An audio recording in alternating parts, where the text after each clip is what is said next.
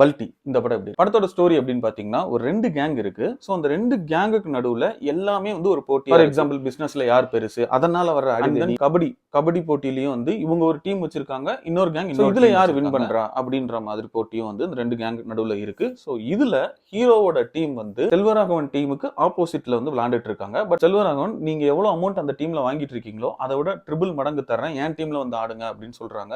Okay deal நல்லா இருக்குன்னு hero team அவங்க டீம்ல போய் ஜாயின் பண்ணிக்கிறாங்க. சோ அப்படி விளையாண்டுட்டு இருக்கும்போது ஆல்ரெடி இருந்த டீமோட போட்டி போட்டு வின் பண்றாங்க. சோ அதுல காண்டானவங்க செல்வராகவன் கேங்ல இருந்து ஒரு வண்டியை வந்து திருடிட்டு வந்துடுறாங்க. சோ அந்த வண்டியை எடுத்துறணும் அப்படிங்கும் போது இந்த ஹீரோ டீம் திரும்ப அந்த கேங்ல போய் ஃபைட் பண்ணி அதை எடுத்துட்டு வர்றாங்க.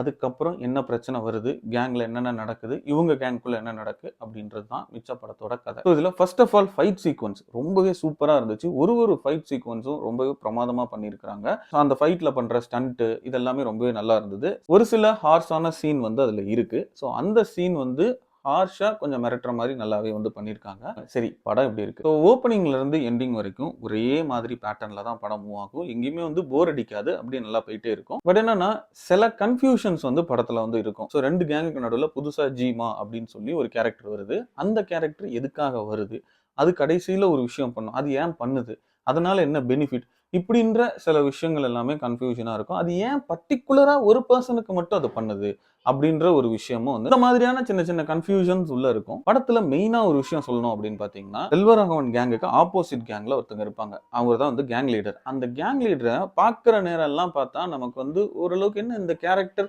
வெயிட்டா சொல்றீங்க, பட் அந்த அளவுக்கு வந்து இந்த கேரக்டரோட அப்பியரன்ஸ் அப்படி இல்லை அப்படின்ட்டு பார்த்தாலே நமக்கு வந்து என்ன இவரா அவ்வளவு பெரிய ஆளு அப்படின்ற மாதிரி ஒரு ஃபீல் வந்து கொடுக்கும். ஒரு சீன்லயுமே மாசா பிஜிஎம் போடும்போதெல்லாம் நமக்கு அந்த ஃபீல் வரும்.